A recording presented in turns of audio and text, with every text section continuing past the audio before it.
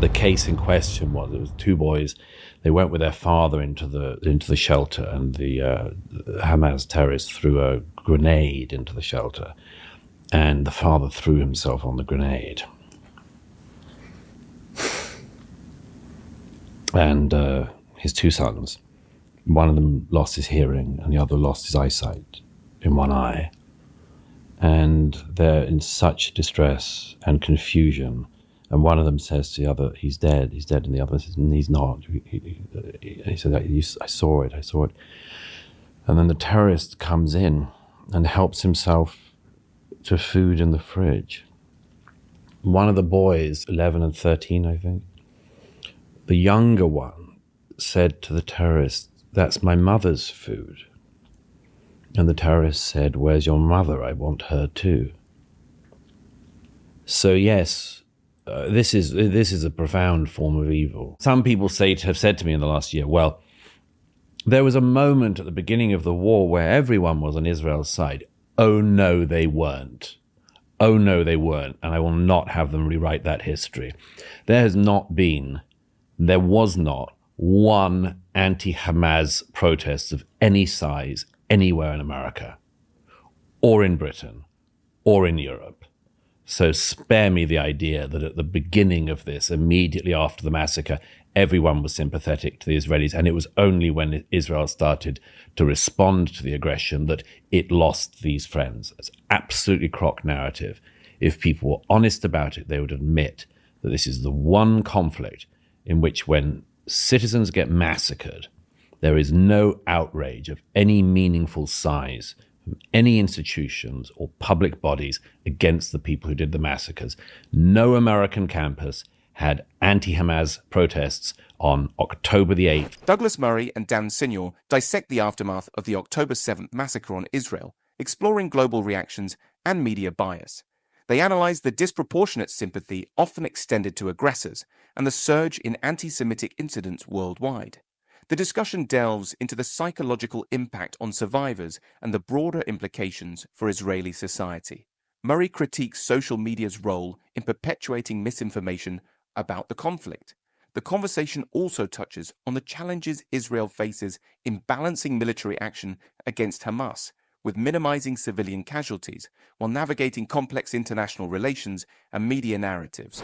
To welcome you, Douglas Murray, scholar, thought leader, journalist, best-selling author, and very vocal defender of Israel and the Jewish people, to this conversation that we are releasing in the lead up and around the one-year anniversary of October 7th. It's hard to believe it's been a year. And we are having these conversations with thinkers and observers, and in your case, a real actor, a real protagonist in the story of Israel and the Jewish people since October 7th. And yes, from my many months in Israel since the 7th, I've captured a lot of footage of where I've been, from the sites of the massacres on the 7th to inside Gaza and much. Douglas, I mentioned that you've been one of the most vocal defenders of Israel and the Jewish people. Before October 7th and before your decision to not walk, but to run to Israel in the days after October 7th, you had this connection to Israel and the Jewish people. Where does that come from? I've had it for many years. I've been to Israel many times over the years. The first war I saw there was in 2006, the second Lebanon war, or the Hezbollah war. It's a country and a people and a subject that gets under my skin. I mean, it's always been to me an intellectual issue. I don't like the intellectual dishonesty, which in my view has always wrapped itself around Israel. The double standards and triple standards are applied to Israel. The lies that are spread about the country during wartime. Again, I saw that in 2006 with my own eyes, and I've seen it plenty more in the years since. And I suppose it's also an emotional issue in many ways as well, at least has become so, because I feel very deeply this, among other things, the extraordinary lack of empathy which so much of the world has towards Israel and towards the Israeli people. The world seems so callous about it. Not all the world, thank goodness, but much of the world. from the 7th of October onwards, much of the media was obsessing not about the atrocities, which I knew were going to be covered over far too fast, but all move on to this question of Israeli retaliation. Or actually, just the day we're speaking, the day before, the New York Times front page proposed the issue of a potential ceasefire deal at the moment as being between people who wanted peace and people who want vengeance inside Israel. Right. That's absolutely typical. Israel is a place where rockets rain from the skies and terror infiltrates lives daily. Yet global sympathies often lean disproportionately towards the aggressors. According to the Anti-Defamation League, reports of anti-Semitic incidents surged by 34% globally in 2021 alone. And no one bats an eye.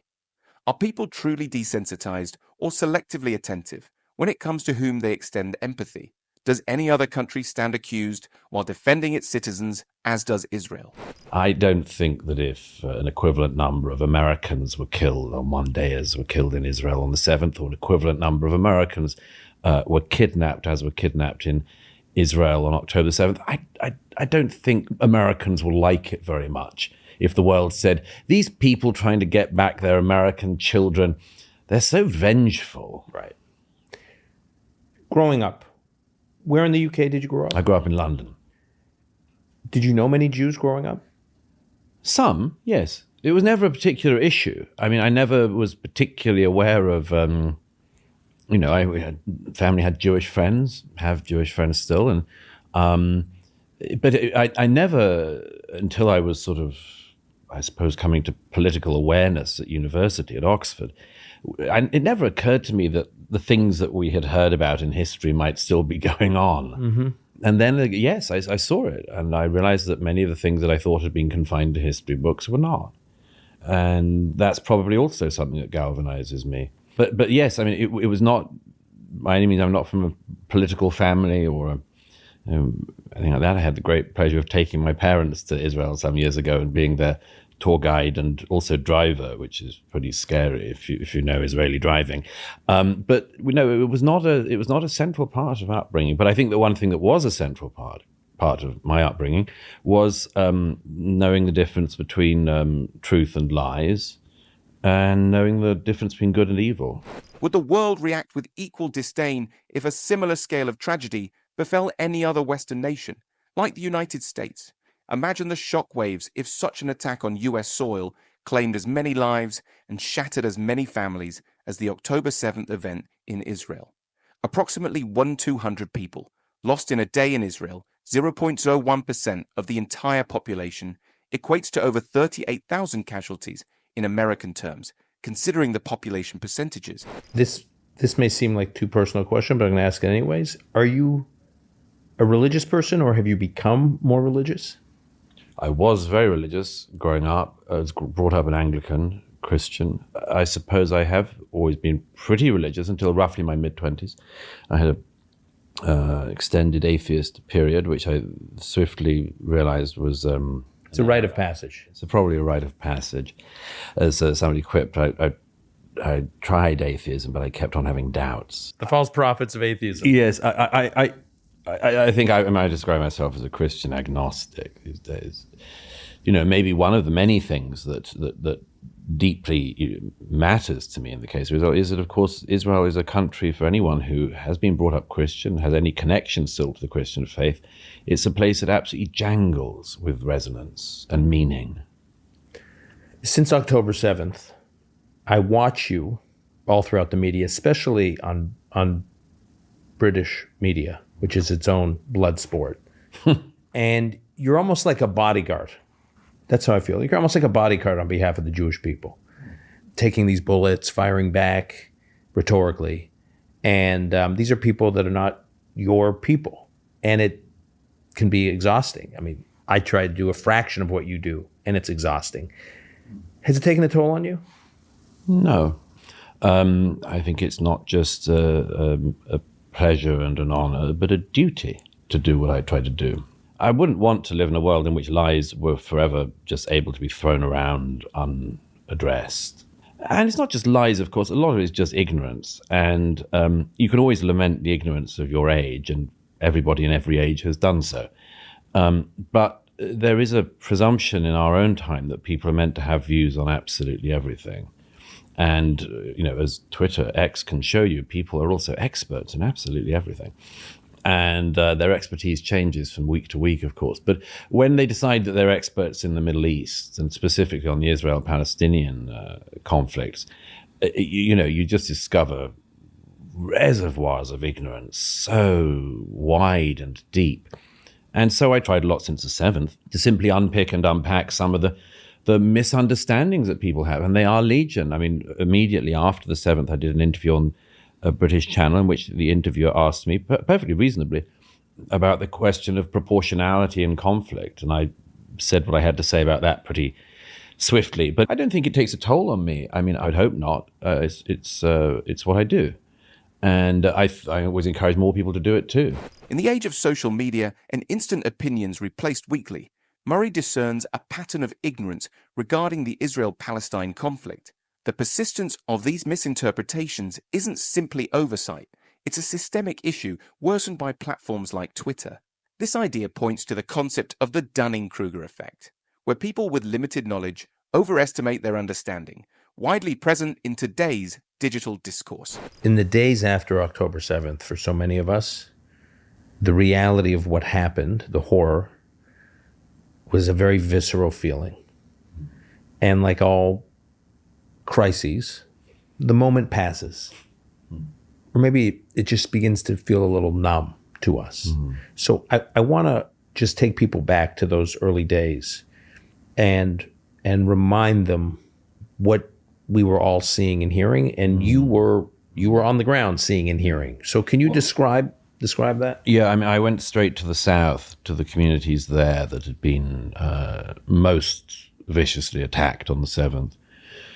Places like the community at Be'eri, near ours. It's a community of 400 people that about 1 in 4 people in the community were either killed in their homes or kidnapped into Gaza. These beautiful communities in the south where, they're sort of idyllic, really. They're not always very rich communities by any means. In fact, some of them are really pretty poor. But it's a pretty blissful life. Families, all know each other.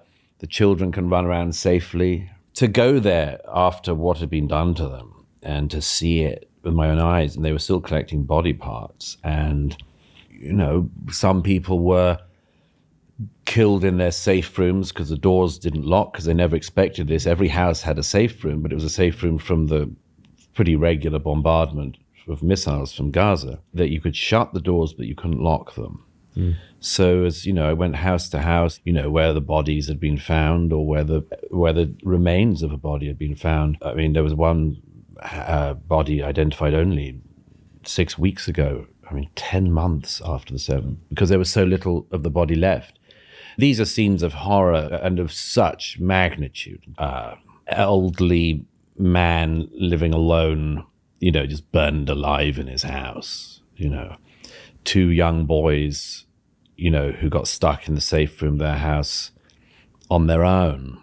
And their grandfather walked me through the remains of the house where his grandsons had been on the phone to him that morning, and he was desperately trying to tell them how to hold the door closed with the terrorists on the other side, and they held out as long as they could, but they couldn't hold out for long.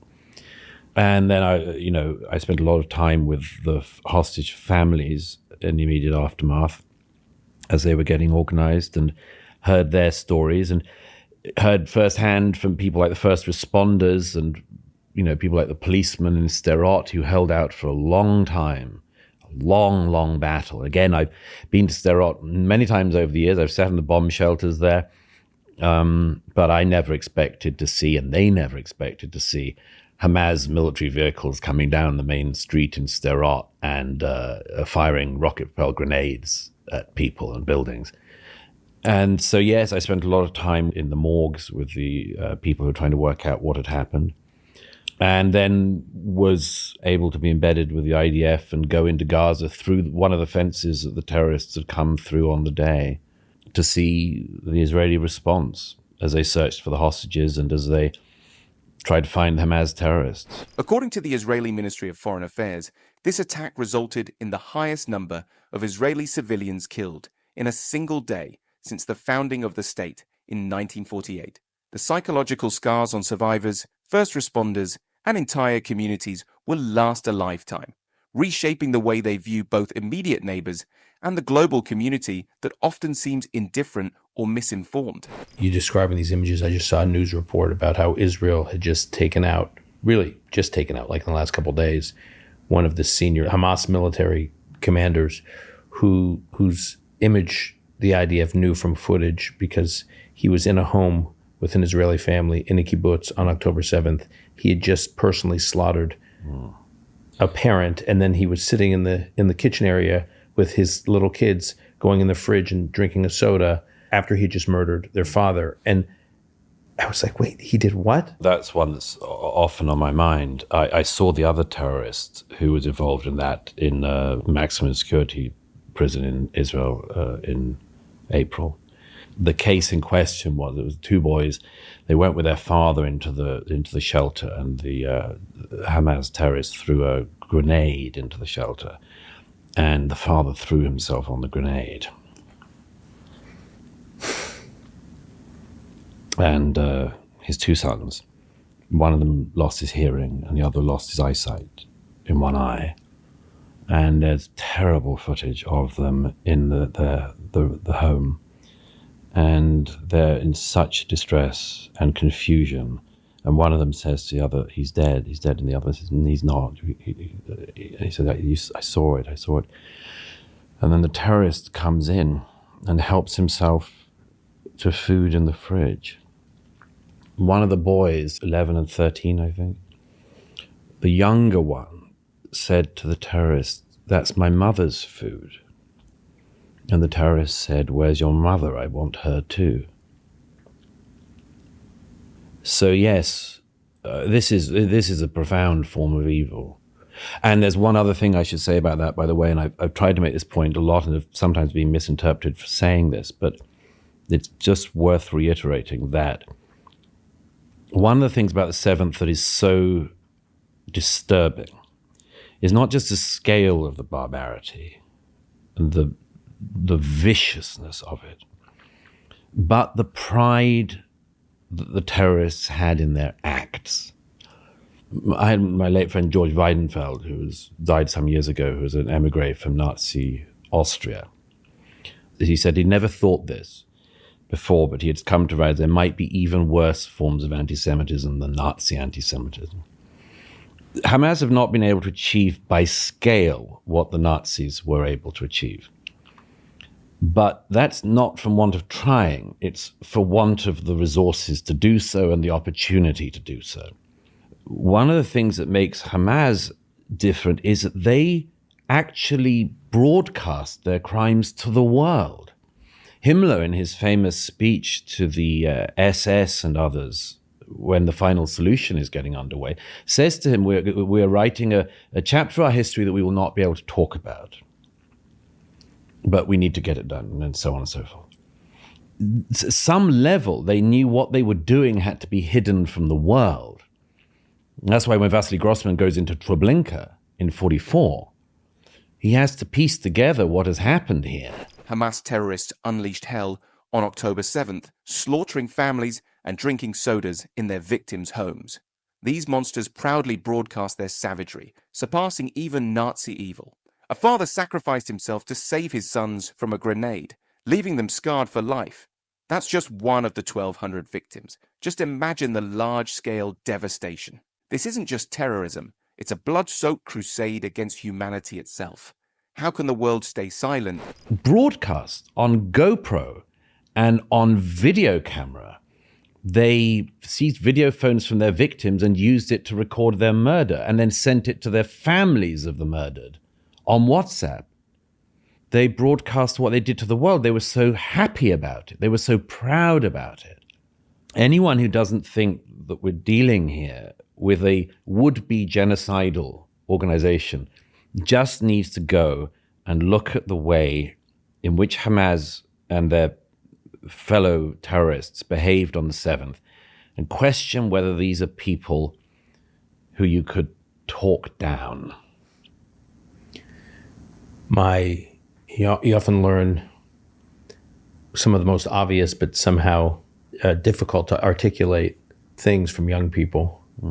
My 16-year-old son, when we were in Israel over Passover, over Pesach last April, we'd gone down south with our kids. We went to Kibbutz Nir Oz. We went to the Nova Musical Festival site. In the previous summer, we had gone to Eastern Europe. My mother's a Holocaust survivor. We went to Košice, Slovakia, her hometown, where she was taken by the Nazis. We went to Auschwitz, where her father was taken and murdered. My mother was hidden out by righteous Gentiles. And my 16-year-old son says to me, the night after we had gone down to the Gaza envelope in southern Israel, he said, this may come off insensitive or weird. He said, but I found today harder than going to Auschwitz with Savta, with his grandmother. And I said, why? And he said, because as horrific as what happened to the Jews during the Holocaust was, as a teenager so far removed from that horror show, I just was able to believe that was humanity in a time completely disconnected from my own. Humanity in the era of black and white. Yeah. Black and white footage seems so different. It's a different world. He said, I just assumed that people were different now. What he meant by different was like more enlightened or had learned the lessons of and therefore wouldn't repeat or whatever. He just assumed that was another generation's experience and that would not be an experience that would ever occur in his generation. And then we go down to southern Israel and we see a version of it again. And that was what was so chilling to him is, wait, this could happen again? The people who broke into Israel on the 7th, there were, it's now thought maybe up to 6,000. Right. Those, whether it's the terrorists in the first waves or the third and fourth waves of people who were Gazan civilians who came to loot or sometimes just to enjoy themselves with knives and whatever else they could get their hands on. It's the biggest difference in the world, living in the world of peace and the world of war. And there's nothing bigger than that divide, that gap. When people get back into the realm of war, of horror, never forget it. But it seems absolutely impossible.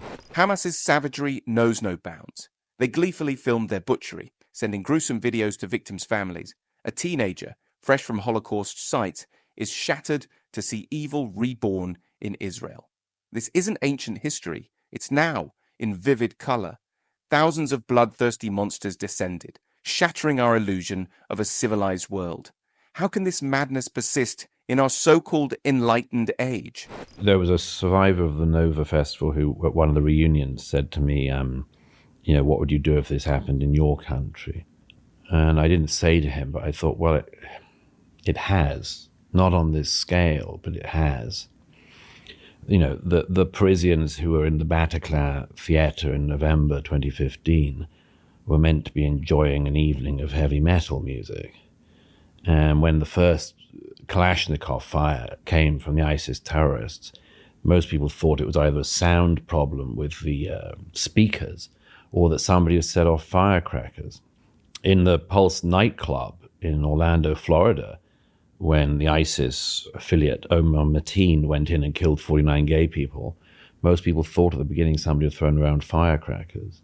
And when a suicide bomber went into the Ariana Grande concert in Manchester in the arena in 2017 and detonated, nobody could believe it. I mean, one of the guards who saw him standing around looking suspicious with his backpack filled, as it turned out, with a suicide bomb and nails and things packed into it, didn't report the guy, by the way, because he thought he might be accused of Islamophobia. But anyway, it seemed impossible, I think, to the guards in Manchester Arena that somebody would bring a bomb packed with nails into a concert predominantly being attended by teenage girls in a British city. But all of this seems absolutely impossible until it happens. one of the many things that I've thought of a lot in the last year has just been that, again, that terrible lack of empathy. Because the world did have great sympathy with Paris when the terrorists went through the Bataclan theater and hunted down Parisians and shot the Parisians in wheelchairs in the disabled section one by one. The world did have sympathy with them. The world did not blame, nor should they have blamed, the citizens of Manchester for having the audacity to attend a pop concert in their home city. And nobody would think of blaming or having anything but sympathy for the people in Orlando going out for night clubbing. Why should it be that the Nova survivors just be bewildered by the world's lack of empathy? That a couple of the survivors went to Britain a few months ago to speak to people there about what had happened. They were detained at a British airport and treated like war criminals by some officials who seemed to believe these victims were perpetrators of some kind. And that's this unique thing about Israel and so much of the world's hostility to Israel, is that it accuses the victims of being perpetrators always. So that the only explanation for why the world has not spent more time supporting Israel and getting its hostages back is that much of the world seems to think that those hostages are in some way guilty. I think there are times when a flare goes up and you see exactly where everyone is standing. Islamic terror strikes anywhere. Bataclan, Pulse, Manchester Arena, all unthinkable until they happened. But when it's Israel, the world turns cold. Nova Festival survivors treated like criminals. In Britain, it's madness. While Paris got sympathy, Israel got suspicion. Why? This twisted logic paints victims as villains. Remember the 2001 Dolphinarium attack? Israeli teens killed, yet barely a peep from the world. It's a sick double standard that screams volumes about global hypocrisy. We knew, for instance, the corruption of American academia, but wow, has it exposed itself in the last year. If you want your child to be a good person, don't send them to an Ivy League. Pretty good rule now. And I hope people remember this is where people were found out. This is where they were seen. The flare went up and they were seen shrugging, eyeing up a death cult with something like glee and admiration. Why? The city we're sitting in at the moment, just yesterday, the demonstration with people waving the flag of Hamas on the streets of New York. On the weekend that an American citizen was found dead in the dungeons of Gaza. Imagine what you have to be like, what pit of hell you have to be in as an individual, that an American citizen has just been cold-bloodedly murdered after being held hostage for almost a year by these people, and you fly the flag of the murderers in New York City. How dare they? How dare they? And they always do the same thing, by the way, because these people, and the ones in the West, they are such cowards. Oh, the only people in America, outside of maybe a bit of Williamsburg, who still deeply fear the coronavirus. Oh, of course, they're deeply in fear of getting COVID. Yeah, that's why they wear masks over their faces at every one of their disgusting demonstrations. The women, I presume, who were marching through New York yesterday with the Hamas flag so proudly waved, don't even have the guts to show their nose or their mouth. So maybe there is something to be gained from the thought that they know they're doing something despicable. In the days after October 7th, would you have predicted everything you're describing, that we'd be here a year later, and what you're describing in terms of the world's reaction? Pretty much. So going in, you're getting ready, you're flying to Israel, and you know that Israel's in for a long war, but you know that we here were also in for a war? Yeah, of course, because our institutions in America and the West are so rotted.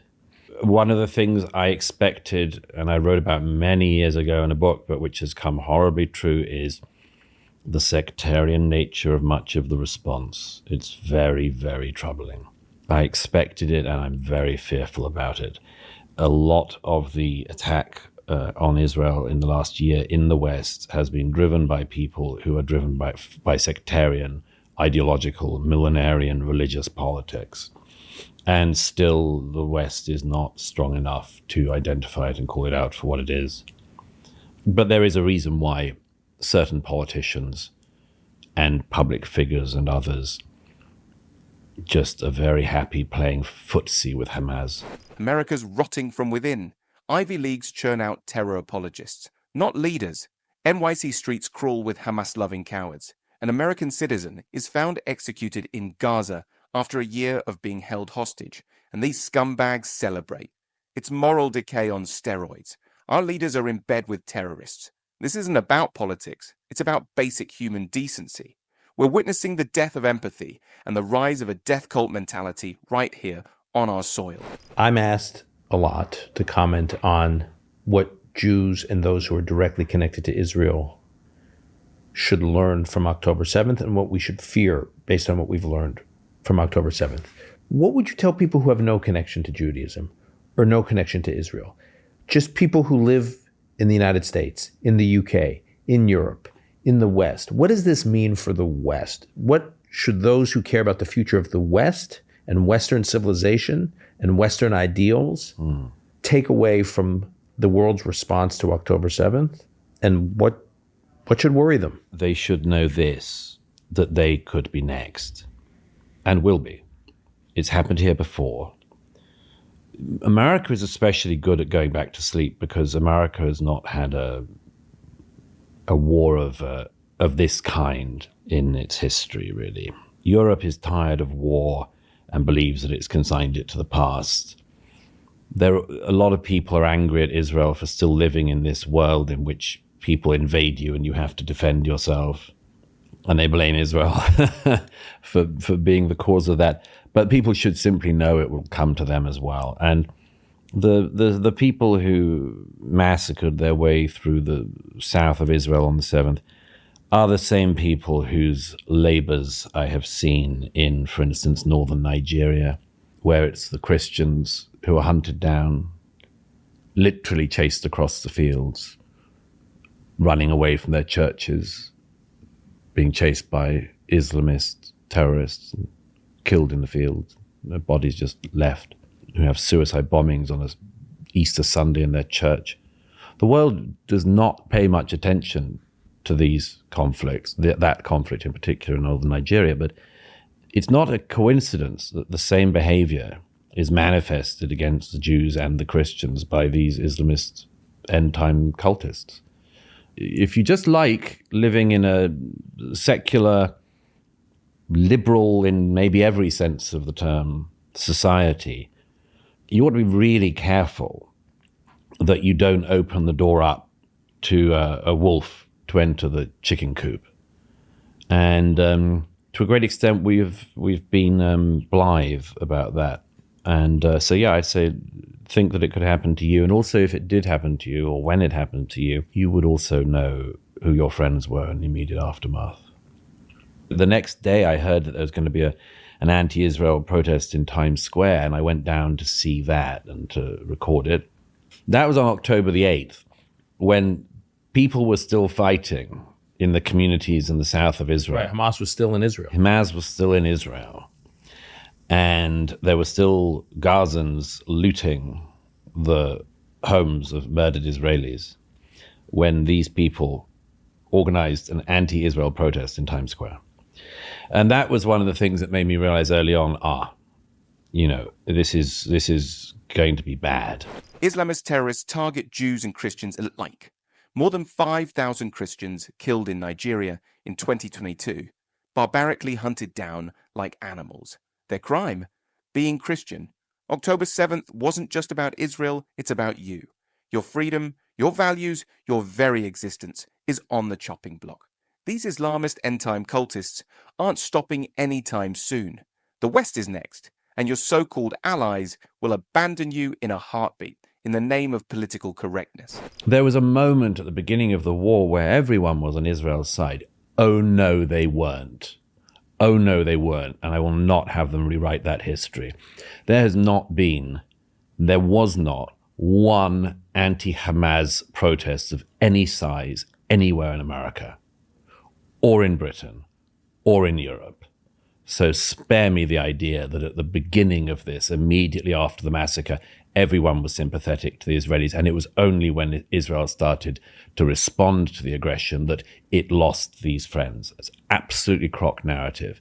If people were honest about it, they would admit that this is the one conflict in which, when citizens get massacred, there is no outrage of any meaningful size from any institutions or public bodies against the people who did the massacres.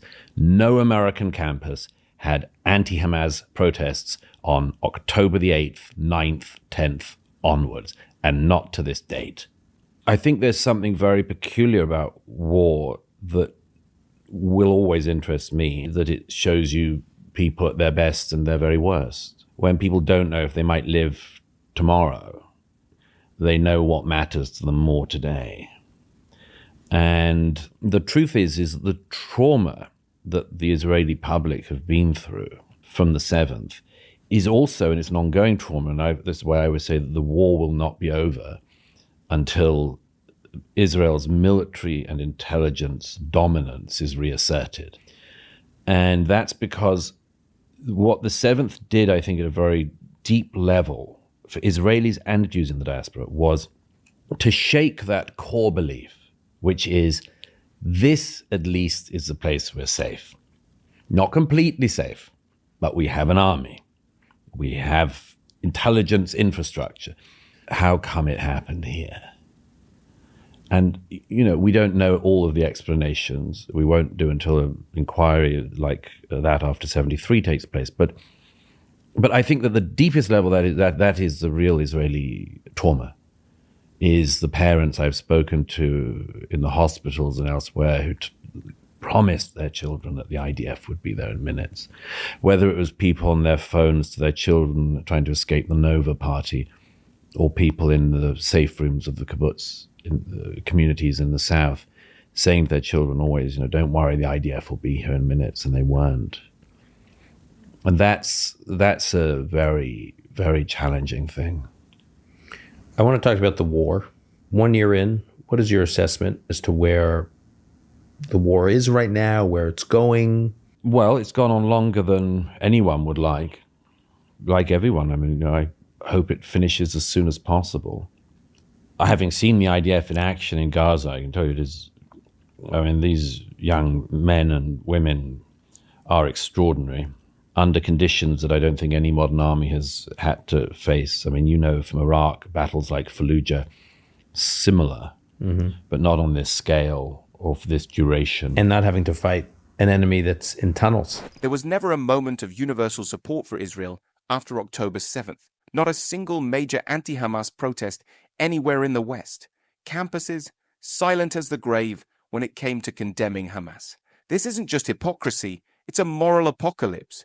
When Israelis are massacred on, the world shrugs, but God forbid Israel defends itself, and suddenly everyone's a critic. An enemy that's in tunnels. Yes, I mean, as all of the infrastructure of Hamas is dedicated to making it as possible as they can that civilians will be killed by the Israelis. Many terrible things have happened along the way. I mean, one that's always in my mind is the 3 hostages who walked out of a building and they were shot by a IDF soldier who. And I remember speaking to somebody in Gaza after that, and he said, "Look, Douglas, I mean, every day we have people coming out of buildings with white flags and the hands in the air, and then from the middle of them will come people firing Kalashnikovs dressed in exactly the same way." So, and the reason why that's often in my mind is that was one of the quite a number of times in this war where a terrible thing that happened was again used against the Israelis. Much of the media reported that terrible thing as, look at the Israelis, they're so cruel, they even shoot their own people who have been held hostage. No, this is, again, that's just the treat of a society that has no knowledge of war anymore. But so, yes, I think that the war's gone on longer than anyone hoped. I think that the situation with the hostages has remained what I thought it would be, which is that Sinwar would, till the end, be holding the best hostages, as he would see it, close to him as possible in order to eke out his own life.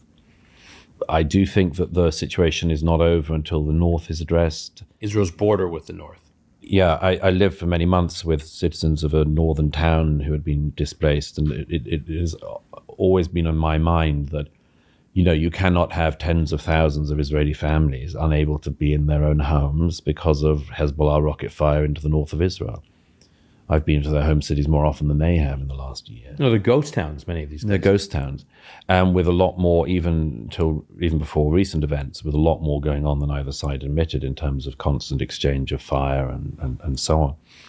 Again, the world pays no attention to it, always talks about Palestinian refugees, nobody talks about the Israeli refugees or the internally displaced people.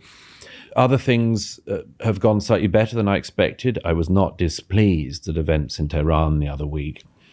Whoever it was who ensured that a certain Hamas leader attended the coronation in Tehran and didn't make the journey back, it's an example of the necessary deterrence that Israel has to reestablish.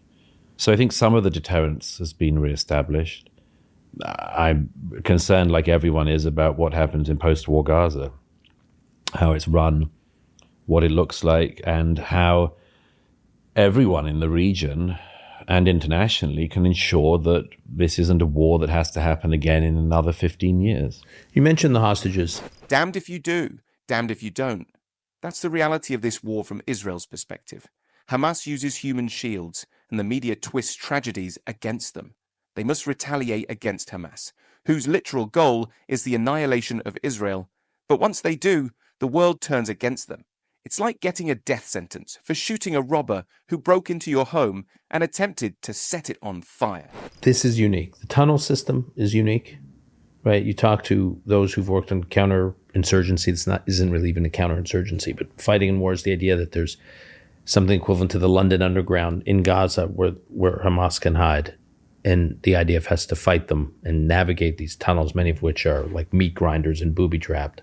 But the hostages, what a dilemma for Israel's leadership. Yeah, it's terrible. Because they say that there's these twin goals, which are defeating Hamas and never letting Hamas be a force, at least in Gaza again, and returning the hostages.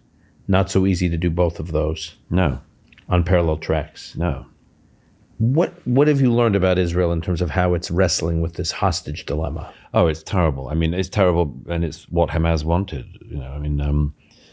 But is there something unique to maybe the Israeli value system that they're... well, yes, but I mean, of course, the Israelis have always believed that, you don't leave anyone behind. It's a key issue in the army. It's a very important principle in the army, that.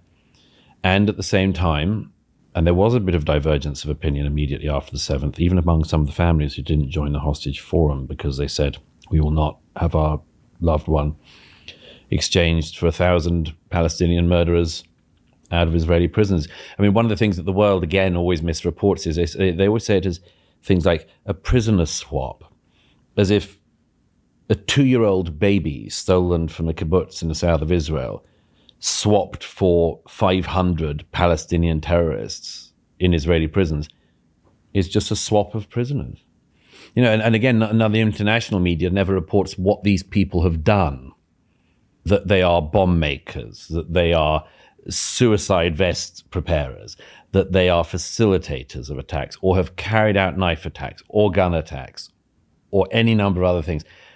They don't report that. They just say prisoner swap. But of course, it's an incredibly difficult moral dilemma and has been for the Israeli government from the beginning. Because, Hamas its leadership is clever. It's evil and wicked, but it's clever. And Sinwar, what we know about him from his time in Israeli prisons, was he worked this out. Where he used his time in prison to study Israeli methods of war and tried to understand his enemy. We'll obviously see what happened with the hostages, but he knew that, and he knew it from the handover of terrorists that he was included in, that the best thing in the world, and he said this before, the best thing in the world for a Hamas person in prison in Israel is to hear that their fellow terrorists back home have kidnapped an Israeli soldier. So that's the best news you can get. because then you know you've got a chance of release, even if you're in for life. That was how he got out, as one of the 1,000 and more Palestinians who were swapped for the Israeli soldier Gilad Shalit. So I think because, as you know, and your listeners will know, because of that unbelievable deal, I mean, just, it was seen by many as crazy at the time, seen by many as crazy in hindsight. But that led to Sinwar getting out, which led to the 7th. Israel's trapped in a nightmarish dilemma, torn between having to crush Hamas whilst causing minimal Palestinian civilian casualties, and simultaneously saving their own people being held captives in Hamas's terror tunnels. Sinwar, the mastermind behind October 7th massacre, the person on top of Israel's most wanted list, was released in a prisoner swap, which gave him insight into Israel's moral position that he eventually exploited. Israel mustn't make this same mistake twice. I don't know what I'd do in that. This isn't to denigrate the leadership of Israel or anyone else who it's an impossible It's just situation. an impossible situation. And that's why, I mean, in recent days, I think the Israeli government has been put, the war camp has been put in an equally impossible situation with this dispute over the corridor in the south, the Philadelphia corridor, and the dispute over whether or not that should be the sticking point, as opposed to the imminent release of the hostages. Now, I've done some media in recent days, as I know you have, and we try to explain this to people, but I only hear one thing from the Western media, which is, why is Benjamin Netanyahu being so belligerent? Yeah. It's as though Hamas is a sideshow in all of this. Regardless of what one thinks of Netanyahu, there's a sense that the Prime Minister of Israel has sole agency, Yes, over whether there's going to be a hostage deal. and that is a real problem in a democracy. But there's a trust deficit in Israel. So yes, it's absurd that that's how the conversation is being framed on the one hand. On the other hand, the media here in the West points to, well, there are hundreds of thousands of Israelis are storming the streets to protest their government. So I think unique in war time, where you have a leadership that's fighting a war that the overwhelming majority of Israelis from right to left support, at the same time as having serious questions about the prime minister.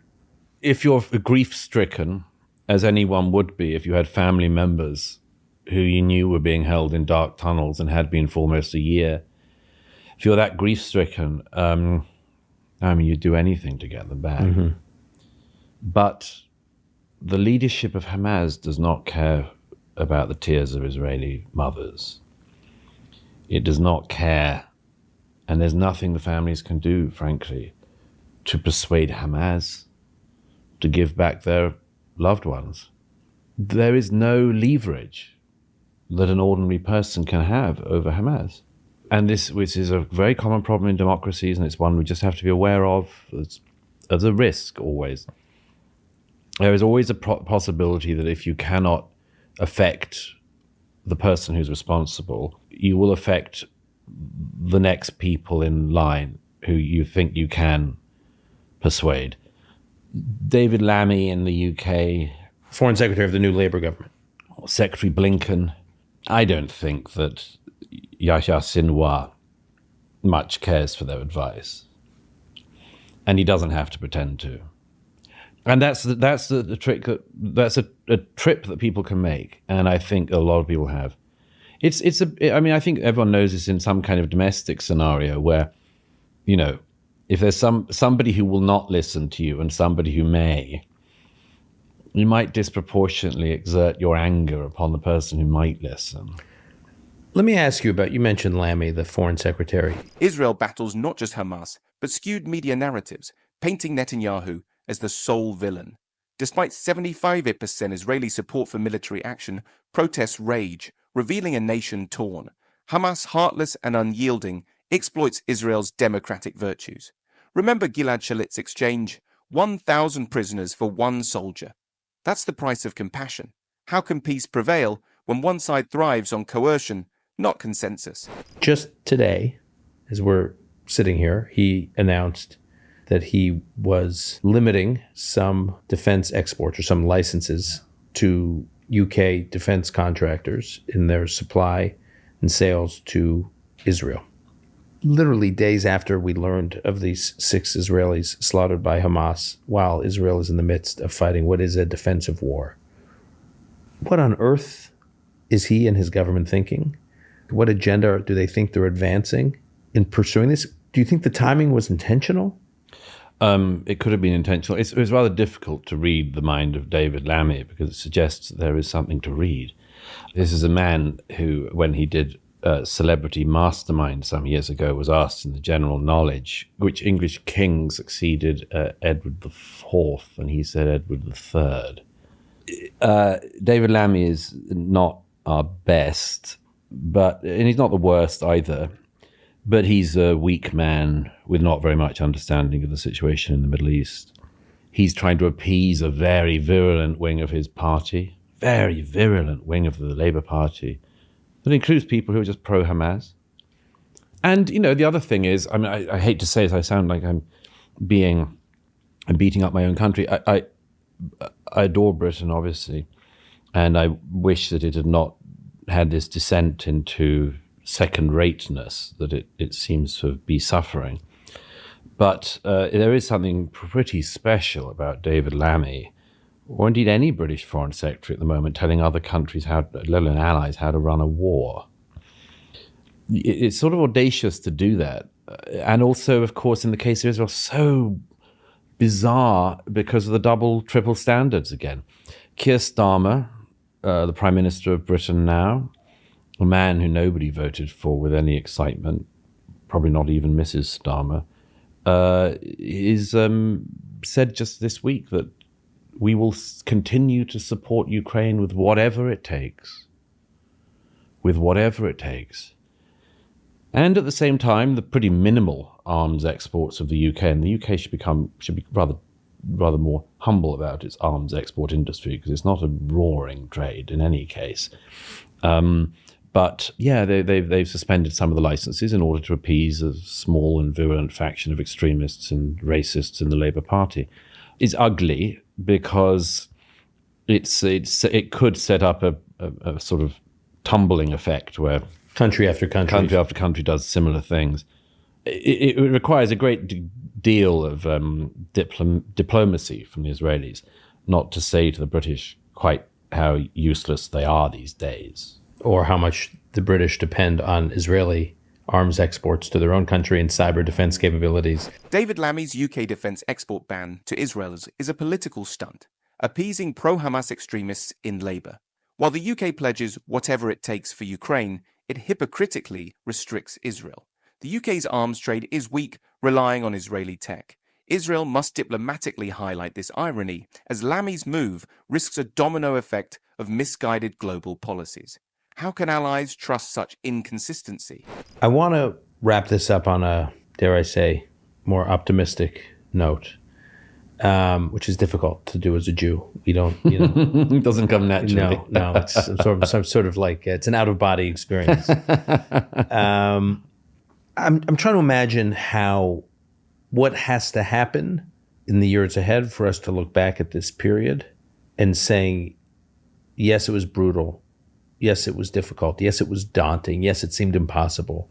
But Israel came out of it, as difficult as it seemed at the time, stronger. The only analogy I can think, and it's imperfect, in the 1970s, if you look at the first half of the 1970s in Israel, 1972, you had the Munich Olympics, Israeli athletes slaughtered. 1973, Israel surprised by the Yom Kippur War, completely obliterating Israel's sense of triumphalism. That was the legacy of the 67 Six-Day War. 1974, you had the Ma'alot massacre up in Israel's north, where a Palestinian terror group infiltrated Israel from Lebanon and took hostage in May of 1974. Over 100 Israeli school children slaughtered, many of them first time that had been done. That kind of terror attack, slaughtering children, a precursor really to October 7th, 2023. The Soviet Union really clamping down on Soviet Jews that wanted to move to Israel and sending them to prisons and starving them and basically making it impossible for them to leave. 1975, the UN General Assembly passes a resolution defining Zionism as racism. So that was the first half of the 1970s for Israel and the Jews. My father was very active on behalf of Jewish communal life in the United States, on behalf of Israel, on behalf of Soviet refuseniks. I was a little boy at the time, but in the peak of his activism, that was the Jewish struggle at the time.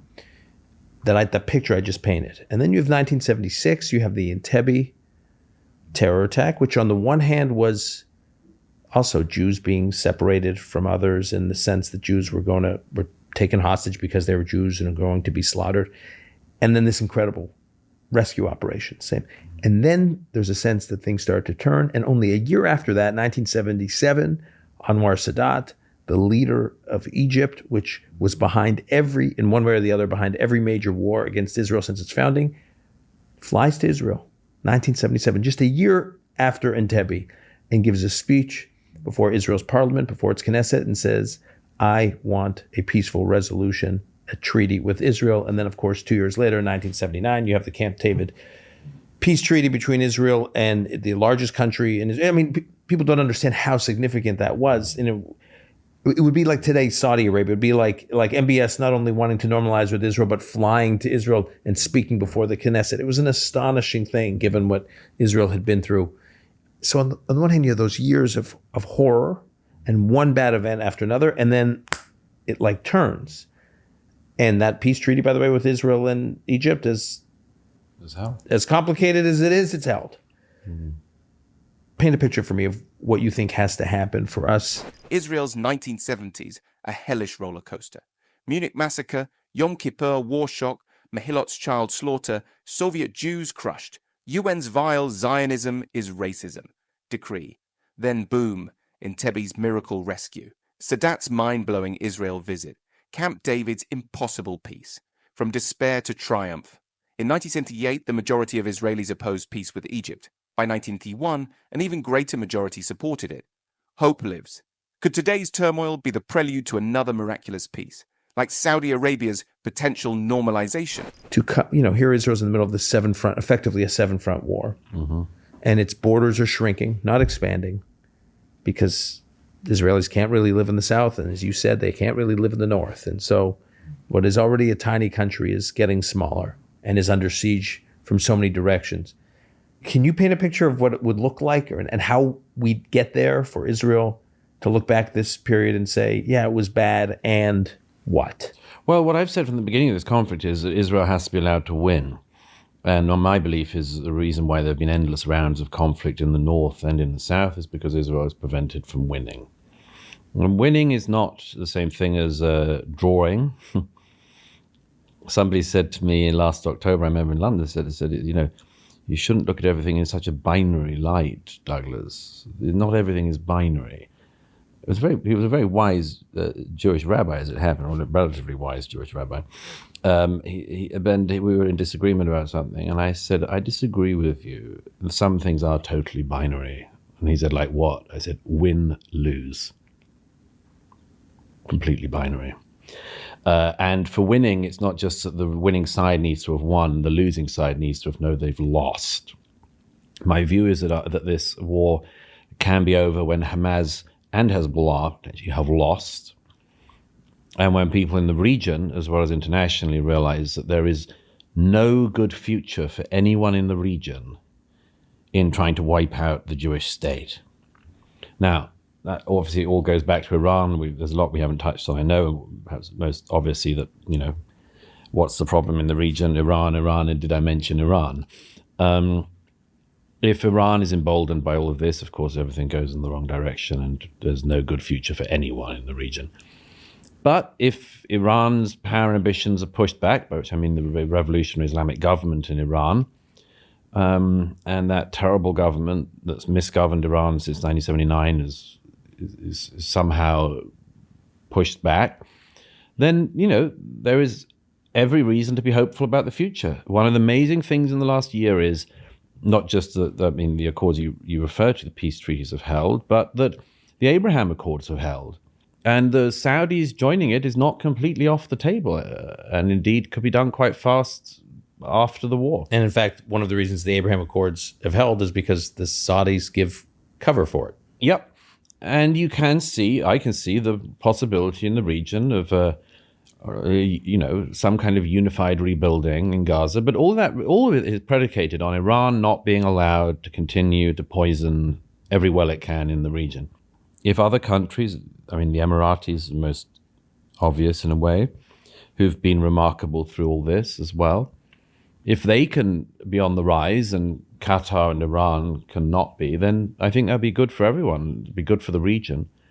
But if various countries are allowed to continuously meddle and use the Palestinians as their pawns in a regional power game, then not only the Israelis will suffer, but the Palestinians will suffer.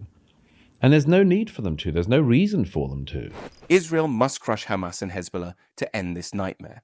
Iran's toxic grip fuels chaos. Its regime must be stopped, or the Middle East is doomed. Victory means Iran's downfall, sparking peace. Imagine Saudi Arabia joining the Abraham Accords, transforming the region. The UAE leads by example, proving peace is possible. But if Iran and Qatar keep using Palestinians as pawns, everyone suffers. It's time for a new Middle East. Let's boost peace-loving nations and squash the troublemakers. The death cultists can be pushed back or not. If they can be, there's no reason that another 18 years from now, the citizens of Gaza and elsewhere in the region are able to build instead of destroy. To my mind, it all relies on one thing: realization that the Jewish state is not going anywhere. And that if you want to destroy it, you will destroy yourself and your own society. And that's what's happened. That's the story of Hamas. That was the story of the PLO. This war will almost certainly have produced a new generation of leaders inside Israel, which is one of them. I think it already has. Just amazing men and women of the young generation. This time of trial has, as often happens, but particularly so this past year, has thrown up and produced remarkable people who've stepped up to the moment, like the young men and women of Israel have. My hope would be that a new generation of Palestinian leaders and others will come along at some point. And maybe, I never thought that I would see in my lifetime things that MBS has managed to do in Saudi Arabia in a few years. It just goes to show you can surprise everybody. I tell young pro-Israel activists today that when I was a young pro-Israel activist, I like to still think of myself as young. When I was younger, a younger pro-Israel activist, we used to talk about Saudi Arabia the way we today talk about Iran. Mm-hmm. Yep. And it was the same.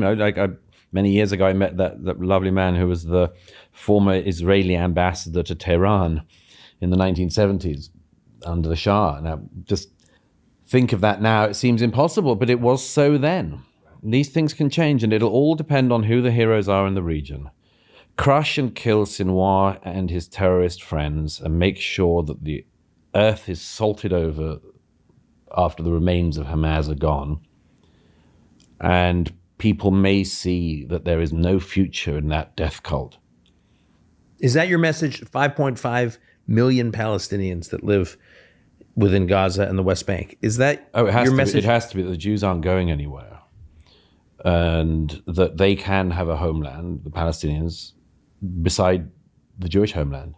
And it's there as it has been since 1948. There are lots of things that are stopping it, but the main thing is whether your priority as Palestinians is the creation of a Palestinian state or the destruction of the Jewish state. If it's the first, they will get a Palestinian state. If it's the destruction of the Jewish state that they seek first and foremost, they won't get a Palestinian state. So you're not ruling out a Palestinian state? I think it's unlikely at the moment because of what has gone on. It's certainly not as one left-wing Israeli leader said to me last year, at the very least, this isn't the time to talk about it. Palestinians who voted in Hamas and allowed them to take over the Gaza should not be rewarded with another state. I see Gaza as having already been given to them as a Palestinian state, and it was one they got to vote on and everything else, and we know what happened. I don't think you should give the Palestinians endless states, certainly not after a terrorist attack, 'cause it looks like a reward for the terror.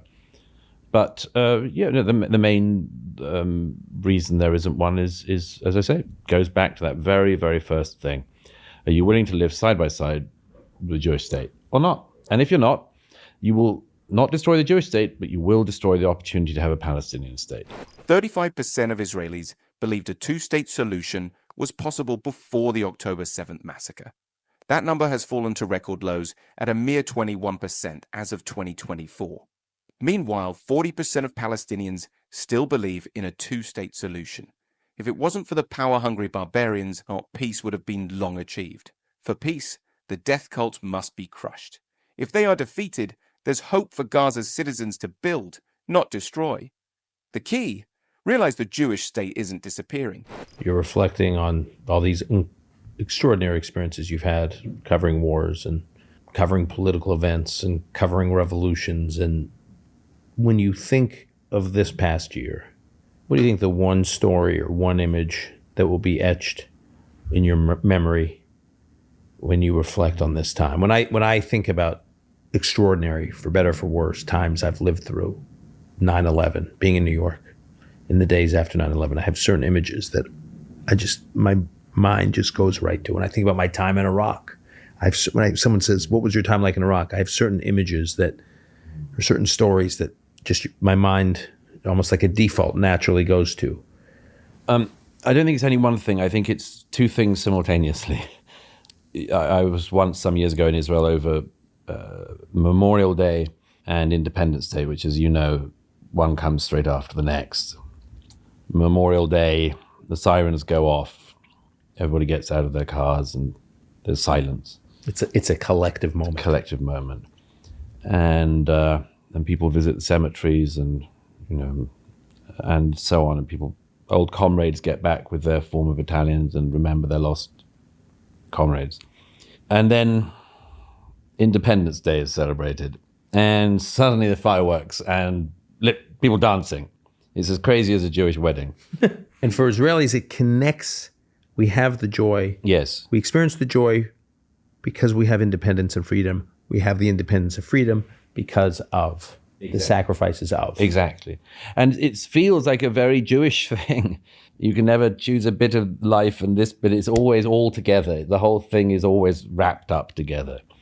So I think I hope, will have in my mind always that thing of the horror and at the same time the desire to preserve life.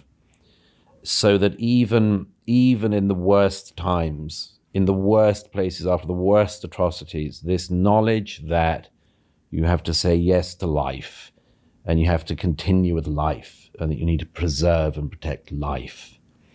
And as I say, with the hope that out of all of the horror, good things will come and life will continue and people will continue to find a way to thrive, and it'll be fine. It'll be fine. Well, when that metaphoric flame went up after October 7th that you articulated, and the sky was illuminated and we saw who was with us and who wasn't, you, Douglas, have been with us. And I pray you stay healthy, so you keep doing what you're doing, and from strength to strength, really. And thank you for this conversation and for everything you're doing. Thank you. It's been a great pleasure. Israel's spirit is unbreakable. From gut-wrenching grief to explosive joy, they live life to the fullest. Picture this: Memorial Day. Sirens wail, the nation freezes in silence. Then, bam! Independence Day erupts like a wild Jewish wedding. It's life and death, wrapped in one package. Even after October 7th's horror, Israelis choose life. That's resilience. From the October 7th tragedy to media biases, anti-Semitism surges, and the challenges of military action against Hamas, Douglas Murray and Dan Senor highlighted critical issues that demand our attention. What's your take on these pressing matters? How do we balance security needs with humanitarian concerns? Can media narratives be more balanced? Share your thoughts in the comments. If you're hungry for more in-depth analysis on global affairs, hit that subscribe button. In a world of complex conflicts and shifting alliances, where do you stand on these crucial issues shaping our future?